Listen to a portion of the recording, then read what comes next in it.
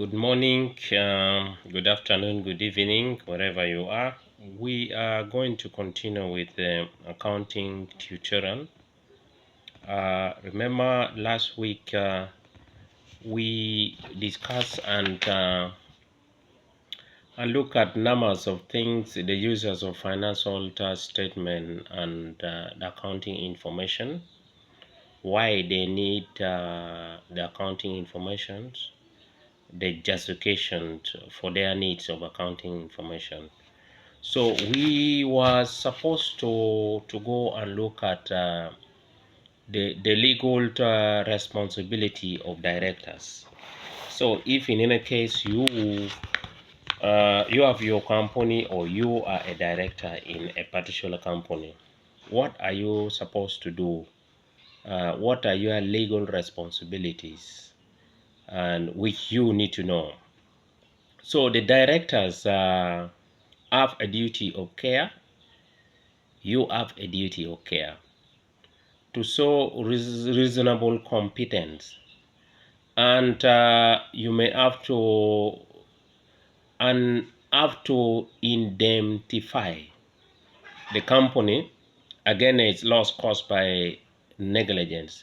What does it mean? You have a duty of care, you have a duty of protection, you have to ensure that you prevent problem, you don't plunge the company into losses. You foresee, you plan, you do numbers of things. So director are also said to be in fiduciary positions in relation to the company, which means that they must act honestly. Mark that word.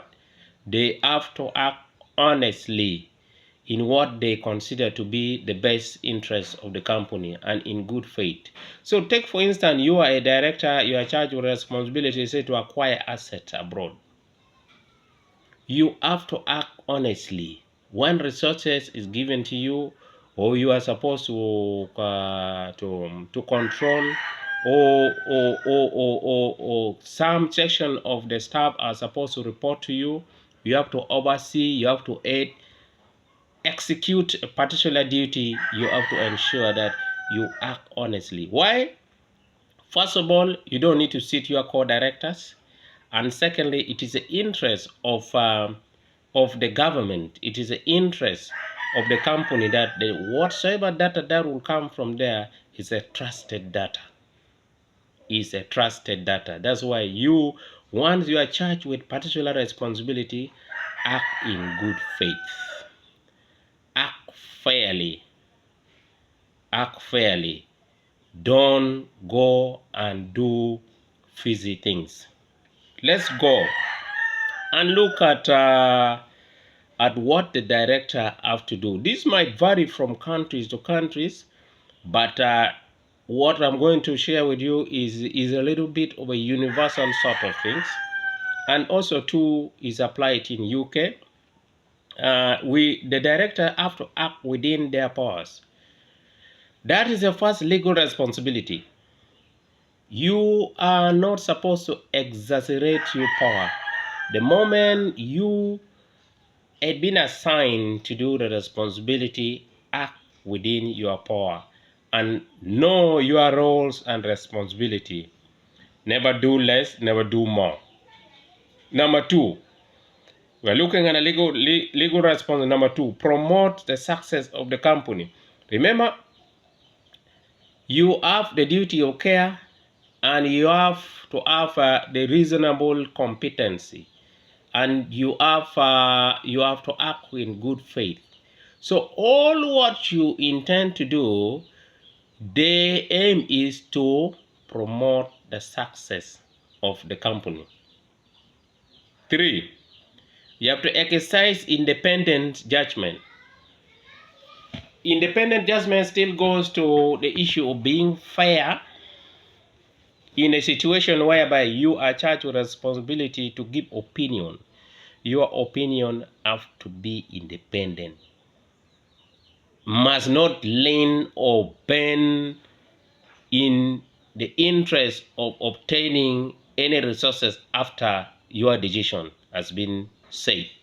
That's what it means.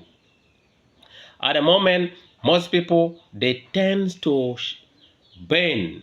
They tend to give their opinion. They tend to give their judgment in order to receive or obtain additional benefit out of their own statement that they have said. So here no exercise independent judgment. Number 4, exercise reasonable skill, care, and diligence. This has come before. Reasonable skill, use all. If, say for instance, you happen to be a director, by profession you are engineer, and that company happens to be also doing construction work, so you are believed to be having that skill, or you are believed to be having experience in a particular, ensure that you use it reasonable. Exercise reasonable skill for the benefit of the company, and care and diligence. Remember now, for you, you are to work for the interest of the company. Remember, you receive your dividend, the profit, at the end of the financial period. So all what you want to do is in order, because should there be any issue of you entering into the loss or have any legal implication, matches the company has a natural protection of being artificial insemination, the company can be sued in its own name, not the name of the director. But mind you, it is the director to pay. It matches, it is a company that shall be sued. The company is not a living person. You know that very clearly. So at the end of the day, now the director have to pay on behalf of the company. That's why you have to have a responsibility of duty of care. The next one, you have to avoid conflicts of interest.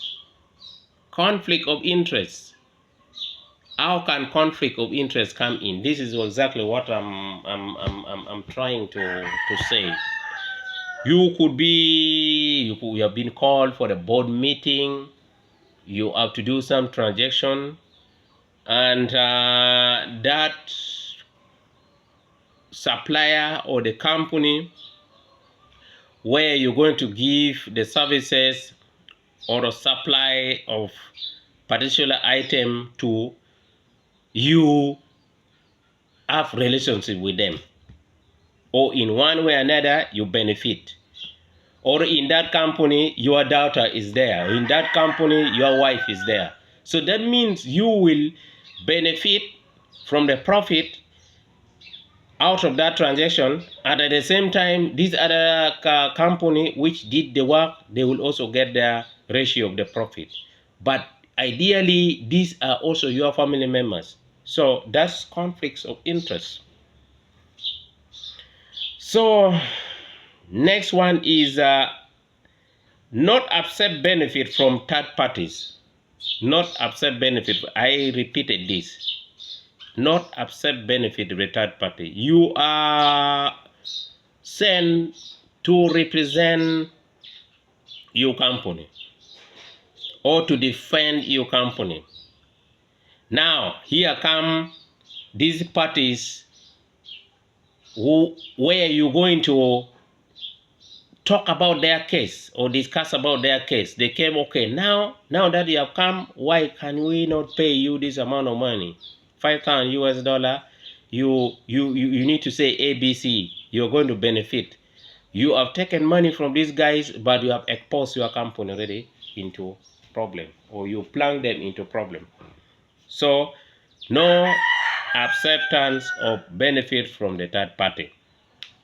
The next one here, declare an interest in a proposed transaction or arrangement. This is exactly what I was telling you. The moment you are linked, the moment you have relationship with the third party, or you have to ensure that you have to tell your colleagues that, please, take for instance, you are called to sit in a committee to decide for awarding. So for awarding a project, awarding supplying, awarding all the works to be done. And you know that one of the company there belongs to you friends. Belong to your friends, you are in a close relationship. You have to declare. Declare an interest. You have to declare that the other guy is my friends, I can't do that. So the whole thing is about integrity. The moment you are already with you're a director, you have to execute integrity. I repeat, you have to act within the powers. You have to promote the success of the company. You have to exercise independent judgment. You have to exercise reasonable skill, care, and diligence. You have to avoid conflicts of interest. And you have to not accept benefit from the third party. And lastly, declare an interest in a proposed transaction or an arrangement which is being done. These are the legal responsibilities of the directors. Let us take note and let us comply to that. Directors, if you are hearing me, please ensure that you execute that. And should you do that, the company will fly. The company will progress. Always, these are issues that always is a director that cause complication. If you organize, the employee will also be organized, because what you will pass out there will be of quality and you stick to it. So an overriding themes of the company, say Company Act of 206, that is UK, is the principle that the purpose of the legal framework surrounding companies should be to help company to do business. A director's main aim should be to create wealth to the shareholders. That's that. In essence, this principle means that the law should encourage long-termism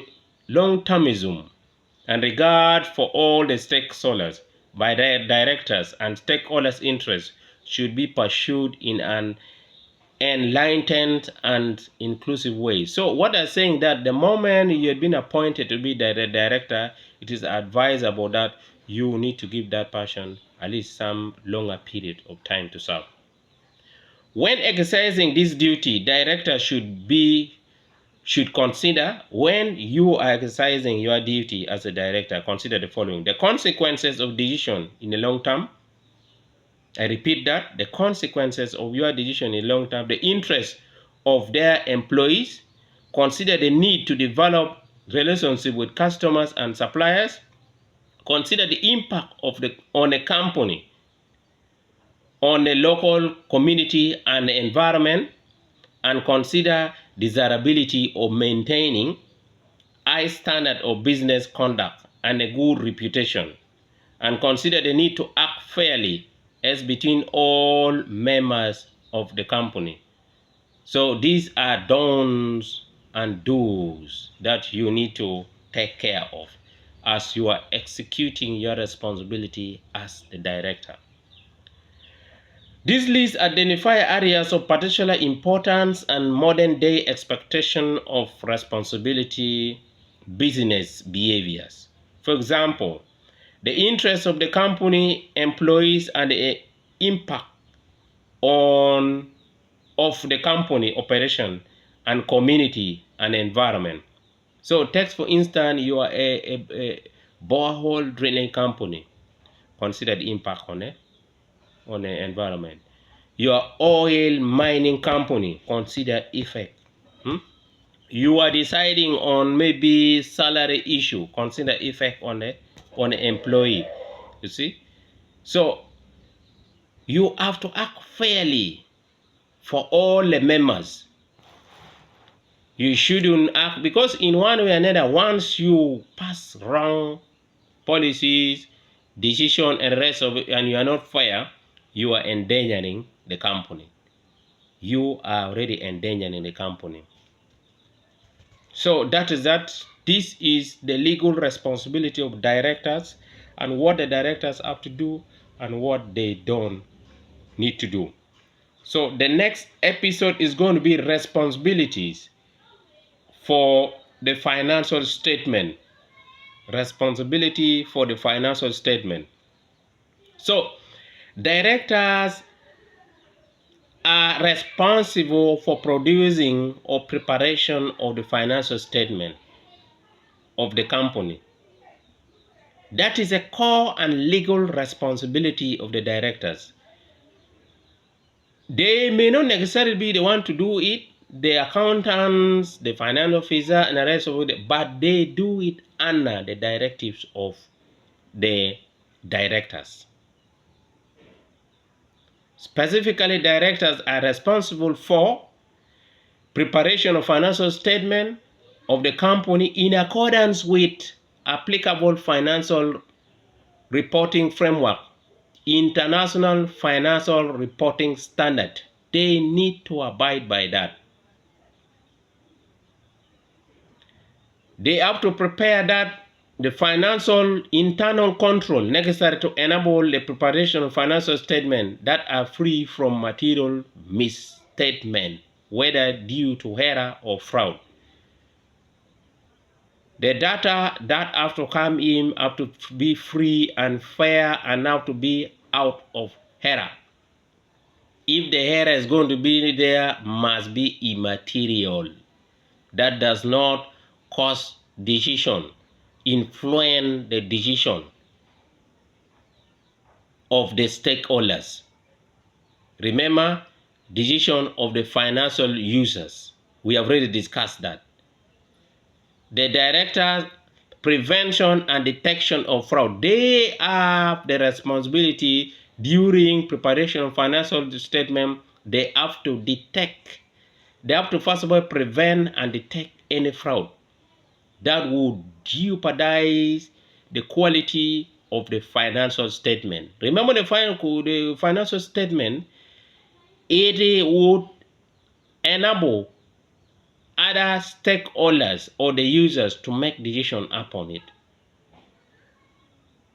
We are going to look at the financial statement in detail.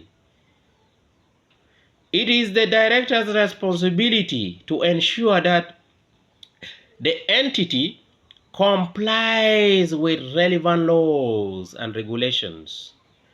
Whether it be government law, whether it be international law, you have to comply with that. Director should explain their responsibility for preparation of accounts in financial statement. They should also report that the business is a going concern. Is a going concern. Going concern in the sense that it is not ceasing to stop. The balances must be reflected with supporting assumption and qualification and as necessary, sometimes with notes. Directors should present a balanced and understandable assessment of the company positions and prospects. In the annual account and other reports, such as interim reports, report to regulations, and the director should explain the basis on which the company generate or preserve values and strategy for developing the company long-term objectives. Companies over a certain size limit are subjected to annual audit. All what they are doing is also for preparation of audit, because that's why I am emphasizing on the quality. I am emphasizing on acting in professionally, acting professionally within the law. An annual audit gives the shareholders assurance that the account is clean or not clean. That is the purpose of audit. Audit now, because the shareholders are the owners of the company, are the people who finance the company. They want to know how the company is being run. That is that for today. I wish you all the best. Next time, we are going to now handle the main element of financial reports. What it contains, financial report, what financial report contains. So ensure that you continue to stay with us as we are getting deeper and deeper into the financial accounting. And if you have not subscribed, do so, please. Thank you.